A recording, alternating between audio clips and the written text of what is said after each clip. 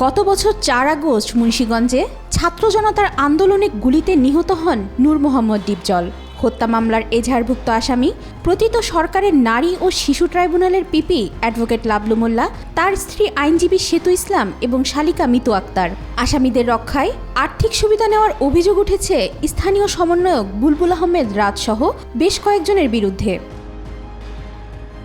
গত ৫ ফেব্রুয়ারি মুন্সিগঞ্জ আদালতে এই হত্যা মামলার শুনানির দিন ধার্য ছিল। আসামিদের দৃষ্টান্তমূলক বিচারের দাবিতে মানববন্ধন ও বিক্ষোভ কর্মসূচি পালনের ঘোষণা দেন স্থানীয় ছাত্ররা। আসামিদের রক্ষায় মানববন্ধন বন্ধ এবং মোটিভ ঘোরাতে ২.৫ থেকে ৩ লক্ষ টাকা উৎকোচ দাবি করেছেন বুলবুল আহমেদ রাজ। এমন দুটি অডিও ভাইরাল হয়েছে। এ ঘটনায় তোলপাড় পুরো মুন্সিগঞ্জ।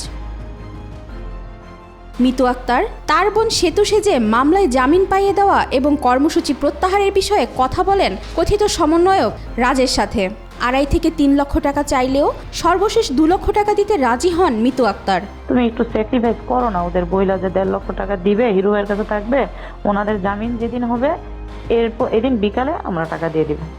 আচ্ছা তাহলে এটা আছে মানে অ্যামাউন্ট আর কি রাজি আছে এটা সিঙ্গেল কথা বল।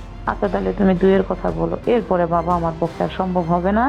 তুমি ২ বইলা দাও, ২ বলার পরে যে না হয় তাহলে তোমরা মানববন্ধন করো, আমরা জেল কাটবো। ৯ মিনিটের ওই ভিডিও ছড়িয়ে পড়লে সামাজিক যোগাযোগ মাধ্যমে ক্ষুব্ধ প্রতিক্রিয়া জানিয়েছে ছাত্র প্রতিনিধিরা।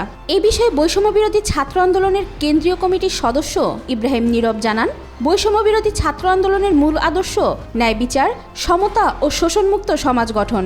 কিন্তু কোনো ব্যক্তি বা গোষ্ঠী যদি চাঁদাবাজ, দখলদারির সাথে জড়িত থাকার প্রমাণ মিলে তবে তাদের বিরুদ্ধে ব্যবস্থা নেওয়া হবে। ওয়াহিদা পারভিন, নিশিতা, আজকাল।